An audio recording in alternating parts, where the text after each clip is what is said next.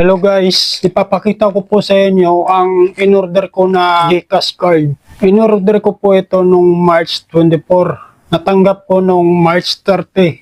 6 na araw lang po guys, na-receive ko na po yung GCash card. Bubuksan po natin. Ganito guys ang itsura niya. Yung sa likod niya Banksnet.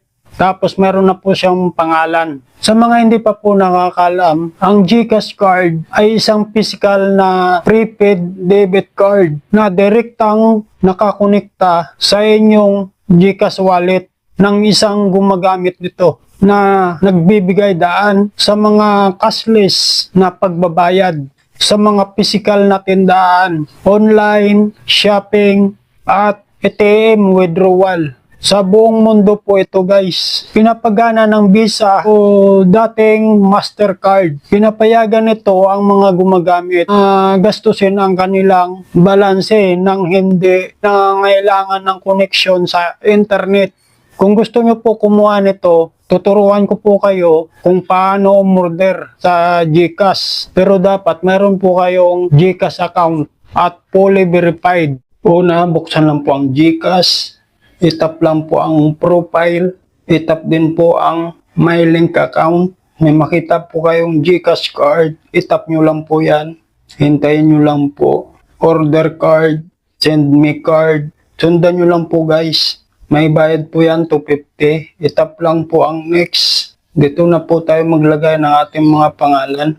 Kung ano po ang pangalan ng GCash na niligay nyo sa inyong account, dapat magkaparehas po yan. Cellphone number at saka address. Ang landmark niya kung saan nyo gusto ipa-deliver ang GCash card. Tapos ang zip code.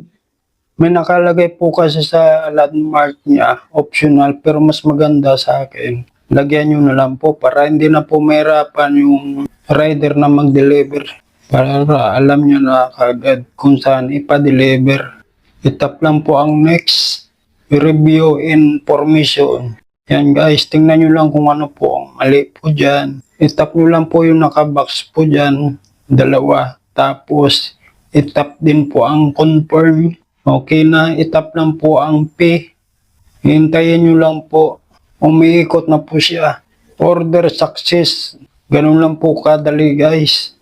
May nakalagay naman dyan kung 10 to 13 days business. Pero sa akin, mabilis lang mag-deliver. Kung gusto nyo naman po i-check, itap lang po ang inbox sa GCash para malaman nyo kung pumasok ba talaga. Ayan na po. Okay na guys. Sana nasundan nyo ang video na ito. Maraming salamat po sa inyong panonood. Sana nakatulong ang video na ito. Hanggang sa muli. Bye-bye.